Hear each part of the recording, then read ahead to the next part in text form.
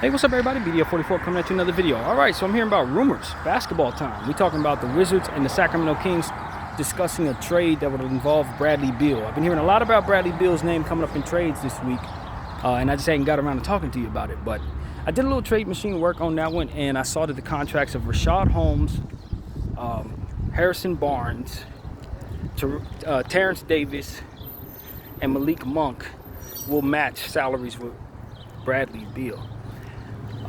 Or you can also do a combination of Domantas Sabonis and Harrison Barnes that might get you to close to 40. Throw into Terrence Davis and you got it. For me, man, honestly, I don't really like Bradley Beal's contract.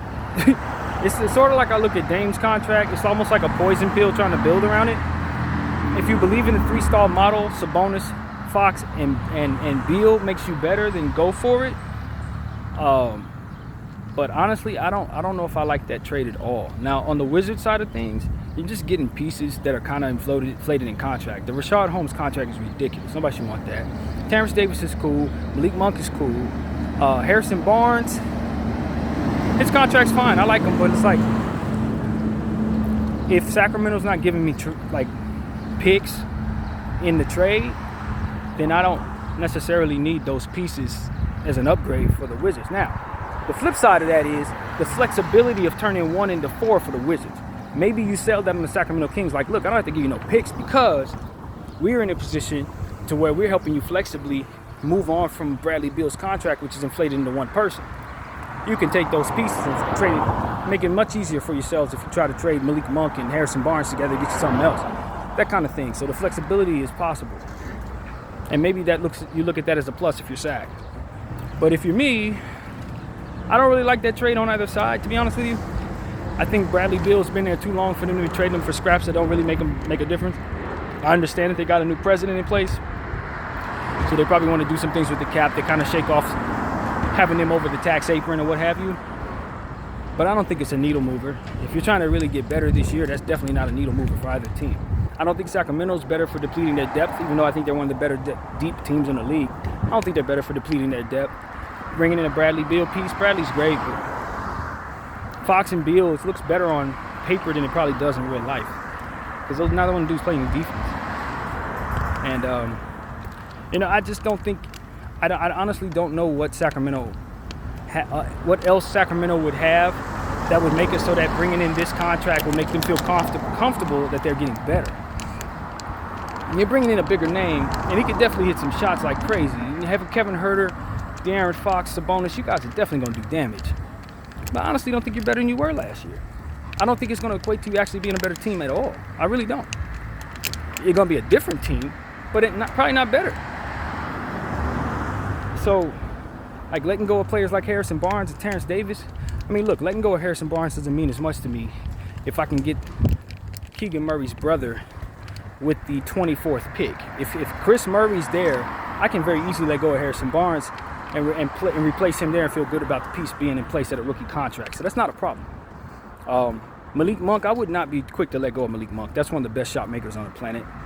As a Laker fan who had him on our team, you know what I mean? I know better than to let go of Malik Monk. He's way too talented to play around with like that. However, if I'm bringing back Bradley Beal, I make it make sense. Like, let's just be honest.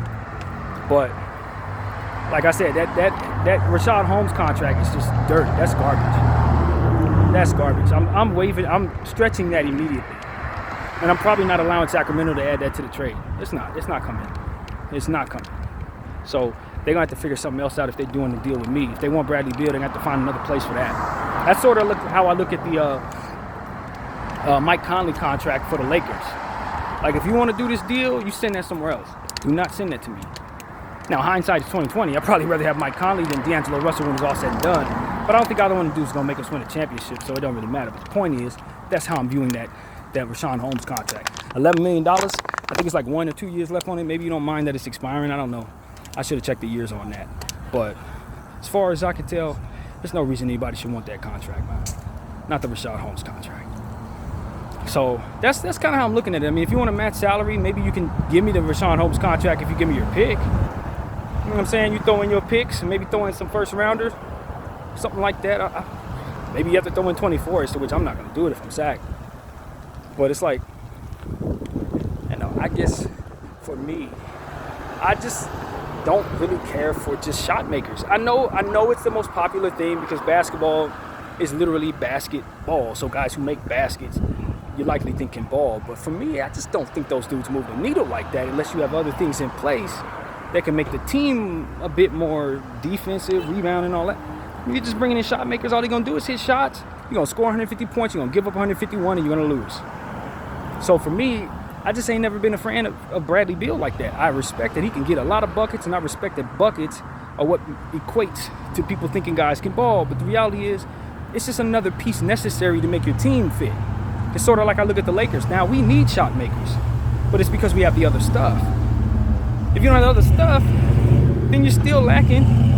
It's just not lacking in the areas of stuff that people are excited about seeing. You know, you're not lacking in the stuff that that are going to make people feel like they're watching a really good team, but all they're doing is hitting shots, man. They can't rebound, they can't defend, they ain't blocking shots, they ain't putting no pressure on the rim. This is a bunch of jump shooting. And so that's my thing. De'Aaron Fox and Bradley Beal and Domantas Sabonis could be hell raisers, but at the end of the day, you ain't got enough size to beat us, Sacramento, whether the Lakers or Denver or all these different teams that have a lot of size, man. Utah's about to have a lot of size with what they're capable of doing with the draft. I just don't think that it makes Sacramento any better than they've already been. And as far as Washington,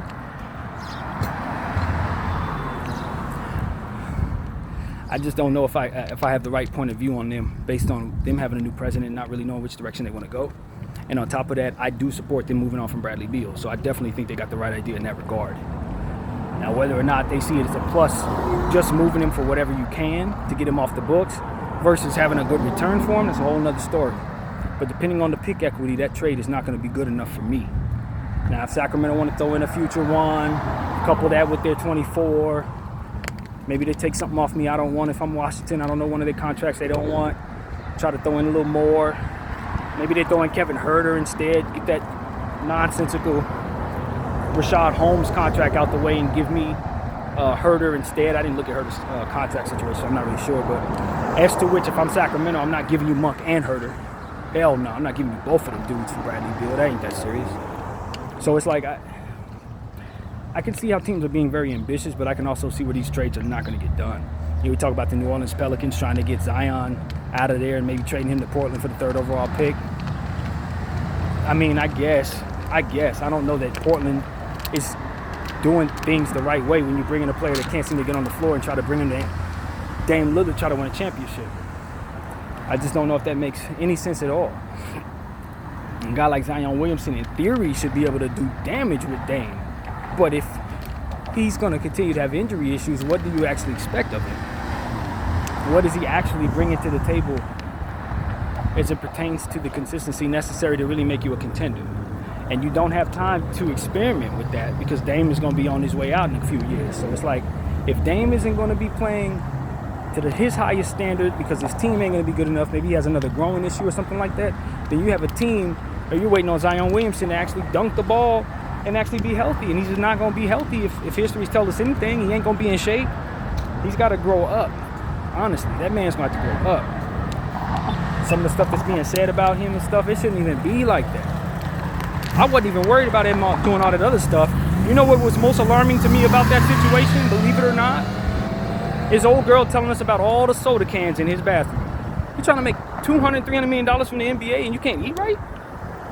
Like, what are we talking about, Zai? And so if I'm Portland, I'm like, nah. Mark him all the way down. And I don't want him unless I'm trying to rebuild. Because he's a young player just like any other young player. Now, I love the idea of having him and Shaedon Sharpe on the same team because that's athleticism and excitement that should likely keep Portland having their team for years to come. Shouldn't be no reason they don't have their team if for some reason they can keep Zion and Shaedon Sharpe together. However, do I expect Zion to play? Do I expect him to show up to be healthy? Do I expect for him to have his mind on straight and not giving his money away to these ladies? He's going to have to grow up, man. And I don't have time for that if I'm Portland because I got Dame's timeline to consider. I don't have time for that. I might as well just reset the whole situation and stay with the timeline that the pick could give me. If I stay with Miller or if I stay with Scoot, that's going to give me everything I need in regards to that particular timeline that I'm expecting Zion to help me with. So I'm more likely to want to pair Zion, Scoot, and Shaden together than I am willing to pair Dame and Zion together if I'm trying to make sense of what I'm actually doing. So I'm not really sure how they're looking at it. For all I know, they are doing that. You know, I don't know what their vision is for their team, but if you're going to move on from your pick, make sure that you're bringing back something that's absolutely going to make you good enough to help Dame be as good as he's trying to be acceptable and be, you know, win a championship or get as close as you want to be to win. If you can't do that, and you're just asking for trouble. You're asking for your timeline to be just as bad as it is if you keep the pick. So that's what I got to say in regards to that particular thing. You know. Now, Brandon Ingram being on the move, I think is a mistake. When you're the New Orleans Pelicans, and I got to say this, when you're the New Orleans Pelicans, and you got so much uncertainty with your roster, Alvarado be hurt a lot of the time, Trigger Murphy still developing, Jones still developing, Zion can't get on the floor, Kira Lewis hasn't panned out. It's just a bunch of stuff like that going on in New Orleans. I'm not giving away the most sturdy piece I got in Brandon Ingram. He's the most sturdy, reliable, mature of them all, it seems to me. So you're going to move on from him to bring in Scoot, who I think is going to be great. I don't think Scoot has any issues being one of the best players, but I think B.I. is a player I probably want to put next to Scoot rather than move on from B.I., man. I think B.I. is the player that's most likely to be covetable because he doesn't have as many question marks around him. That's why they want to take him from New Orleans. Not necessarily that New Orleans should be quick to move on from him for any reason. Now, granted, much has been said about Brandon Ingram not being able to stay on the floor, and I respect that because he has had his injury issues. He's been missing a lot of games a lot of the time. So that may be a reason to move on from B.I. But to be honest with you, I'm not moving on from B.I. if I got all the problems that New Orleans has. I'm keeping B.I. and I'm letting go of everything else that I don't like. So it becomes a situation where if you want something good, you got to give up something good. But if you have respect for what is good, you ain't going to give up something good to bring in another unknown. So that's kind of how I'm looking at the Pelican situation. It's very tricky. They already moved on from AD, so that gave them the pick equity to give them a bit of more of a future than maybe most would have. So maybe they can give some of those picks away that would otherwise put them in a position to be as flexible as they're going to be going forward, instead of giving away some of these pieces that ultimately make them the team that they are, and just add to that. Because the timeline makes sense right now, so long as you just get Zion back on the floor, get him in his right mind, your timeline is fine, everybody's the same age. When you move on from B.I. and you bring in a younger player, now you're screwing with that in a way. So that's kind of how I look at the New Orleans situation. They're a little tricky. It's a little tricky because they're ambitious, but I don't know that there's much rhyme or reason to what they're doing right now. I don't know that they don't have everything they need already. So it becomes a situation where it's like, don't allow your ambition to psych you out of what it is that you already have, which is a good team. You just got to make sure that the team that you have can have all its pieces on the floor and be healthy. And if you think that the team itself is never going to be healthy, then that's really the only reason why I move on from that. If that's the case, depending on who's all paying attention closely enough, they're going to mark down what it is that you have based on that. Zion's price going to be down. I've already made the argument that B.I.'s price could be down based on his availability. So it's like, are you sure you want to trade what it is that you have under these conditions? Is what I'd ask the Pelicans brass. Under these conditions, when your best player is basically marked half the price, when you thought you were winning the lottery when you got him, is that really the move? When we know damn well Zion Williamson ain't going to be at this lower price ever again. Why would I let him go at this price if I'm New Orleans? Like, at some point in time, you got to say, yeah, he got his problems, but how many problems does he really have? It's not like he's out here shooting people up or nothing like that. It's not like he's doing too much as it pertains to what anybody else would do if they were 22 years old and all the money he has in his account. And most importantly, has had so much idle time away from the court. You know what I mean? So he's had too much idle time away from the court. And I'll tell you what I think Zion Williamson would be best to have right now. A therapist. A therapist right now. Why? Because he's going through a lot right now. With these ladies doing all they're doing, the kids on the way, more than one kid from what I understand possibly. Congratulations to him. I think that can parlay to a good thing if he can keep his money in his pocket. But just some of the stuff he's engaging in is just so immature. It's like so incredibly immature that I don't blame anybody for saying, you know, he's probably not the guy. But I also would caution him to say, be sure that you know he's not, because he can still do things that 99% of the league cannot do at all. And he's going to score a lot easier than most of the league as well. So I'm trying to put this down while I wash my hands. But I want everybody to know that hole there is something that never got fixed in my apartment. And it ain't nothing you got to worry too much about. It look crazy, though. But nevertheless, this is the point I'm trying to make. Zion Williamson is a guy you have to study heavily. Because if you let him go to another organization and he works all these problems out, he's going to be the player that you draft him to be, and you will have psyched yourself out of what it is that he actually was supposed to be. One of the most dominant players in the league. And that's what I know about Zion. He's going to turn into that if he can start getting his body in order, get in an environment where he's not messing around and doing dumb stuff. And I tell you what, people need to think about this too. Sometimes becoming a father can grow you up quickly. And that's exactly what he's about to be, a father. You go from throwing your money away, trying to do whatever you want to do, to seeing that little baby and realizing now you have a reason to make sure that your money doesn't go in those different directions. Now you have a reason to make sure that your life goes in the right direction. I would tell everybody in the Pelicans to just think about that before you trade him, because this may be the very thing that propels him into being the guy you want him to be, and you will have sent him somewhere else right before he became that person. It's just kind of how this goes. He's going to be a dad now, probably 2 or 3 times over. He ain't going to be engaging in the same nonsense because life ain't going to allow him to do so. So please, the human side of me is telling you that you may be selling him low and maybe bringing him to a situation where he flourishes into everything you ever wanted Zion to be. Now, maybe he needs to leave you to become that. I don't rule that out. Maybe he needs to leave there to become that. But what I'm saying is that these are the circumstances that grow a guy like that up. He ain't going to be throwing his money away. He never had no reason not to throw his money away. Now he will. So we got to give that some credence, especially with a baby mama like this. If these women are pregnant, they going to make him grow up. By their behavior, they going to make him grow up. These are the type of things where you get knocked around by life so hard that you never want to engage in the stuff that created this environment again. Trust me, I'm going through something like that in my own life. I ain't going to be the same after this. And so that's what I'm saying about Zion. He getting knocked around. He needs the right guidance, the right people around him, and he needs the right diet.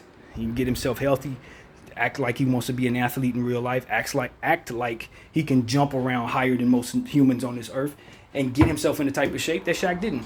And I bring up Shaq because Shaq is the best example there is. Just as dominant, just as in love with fast food, just as limited in regards to what it is he could do historically based on him not being in shape a good portion of his career. So it's like Zion just needs to get around people who've been there already. Nobody can teach him better than Shaquille can. Just be honest. Both on the court and off. Shaq done been through it all, man. He been through all that and got through it. You know what I'm saying? And so that's who I think needs to be mentoring Zion Williamson, is Shaquille O'Neal. The dominance of how Shaq played, how he does the things that he did on the court, as well as how he handled his business and parlayed his businesses into where he's at, into 9-10 figures of where Shaq's is right now. It's like that's who he needs around him right now to kind of help him navigate just the immaturity and just handling the ladies the way that he's doing. He just ain't handling. He needs to learn some things. He needs to be around some real people who've been there already, who enjoyed that lifestyle already, who also got bumped around by that lifestyle as well. So that's what I think, man. I don't know where certain people are who've taken that path like him, but I think of a guy like Shawn Kemp, who's kind of had a path like that, kind of went through some certain situations. Guys who kind of have his body type and his style of play, dunking on people heavy. Like, that's who I think. I mean, I don't know where Shawn Kemp is in the world. Last time I heard, he had gotten in some trouble. But, like, that's who would be able to tell him, yo, you're doing something I did, and this ain't the way. So, I don't know. Maybe that's what he needs. He needs some mentors and some people. Because at the end of the day, he's only 22 years old, man. 22. Like, that's really young, bro. As it pertains to having a knowledge of what you should be doing and how to maneuver around the traps that are out here, the clout demons, as I call them. He needs guidance. And so maybe he'll find that in Portland. I don't know. But my thing is, I just don't see Zion in Portland. I really don't. I think he's going to be trying to get out of there as quick as he got there. Unless something great happens and they win a championship. But, then again, that circles me back to Shaedon Sharpe and him. I really like that. Maybe he'll really like that too once he sees the way that they were able to dominate. You know what I mean? You bring in Zion Williamson, hopefully some miraculous way. Nah, that wouldn't work. Ignore the thought I was going into. That's not going to happen. But my want was to see 3 great athletes. Amen Thompson, Williamson, Shaden Sharp, but of course you're trading the pick for Williamson. But that's kind of what would ultimately make me want to stay there if I was Zion, if I could be paired with similar athletes that we could just fly all over the place all night long. But again, for Zion, it's just about maturity, man. No matter where he goes in the league, if he doesn't find himself maturing, he's just going to bring them same bad habits to the new spot. And it's unnecessary, very unnecessary, to say the least, for what he's going through. So that's really my take on that. Just wanted to give you guys an NBA chat video about the different things that I'm hearing about. Of course, that Bradley Beal trade and Sacramento trade. I don't know how likely it is that takes place. Just read the rumor, give it to you guys, and did the framework on that. And yeah, I don't think I've heard anything else. Man, we're going to see who else wants Bradley Beal. That's going to be really interesting to me. Who else would try to take a chance on that contract and maybe see him as the guy that can get them over the top? I haven't done no thinking about that. As it pertains to other places I think he would fit, I've done zero thinking about that. But I tell you who I think can do it without really it hurting them. Utah Jazz. Utah Jazz could do it without him hurting them because they have so much pick equity, so many pieces that they could trade to make it really exciting for the Wizards without giving up much of what it is they would like to keep. And from there, the pick equity could also keep them in position, like this year's pick equity with the 2 picks that they have. They could also package that together for a Bradley Beal maybe. They got the pieces. That's what I'm saying. They got the pieces, they got the pick equity, and will still be deep, still have a future if they do a trade like that. And then from there, you're bringing them to arguably the best offense in basketball in Utah. So I like that. I really like that. So yeah, I'm just brainstorming. You know what I mean? For Sacramento, I have this mindset about sometimes you just go after big names because they've proven themselves to be big. But what you got to understand is that they've proven themselves, meaning they've had that mileage on them. So whatever you think they're going to do going forward may not necessarily be that. It's what they did. That's not necessarily what they're projected to do. I don't know if Bradley Beal's walking into his twilight or not. I don't know how much. I don't watch a whole lot of Wizards ball, so I can't tell you. But what I do know is his prototype. He don't play defense. He's not really looking to get others involved. He's particularly looking to get 35 points, and he's going to do it on high efficiency, and you're going to love having that scoring. But if you don't necessarily need that scoring, with Sacramento, to be honest with you, I don't think they do. Then you just bring yourself a big name just because you think it's what other people would want you to do. And the NBA has a real problem with that. They have a real problem with that. It's like, yes, he's a big name, yes. Just get James Harden. Like, no, you don't want James Harden at that price at this year. No, you don't. You want the guy who's going to be the next James Harden so you can get him on a discount.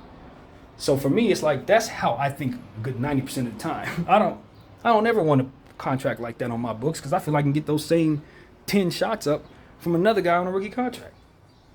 So that's how I look at that. I'm like, why am I trading for Bradley Beal when I can probably package this up and get somebody a bit younger, a bit less expensive, who's probably going to grow up to be Bradley Beal anyway? As to which he's still on timeline with Fox.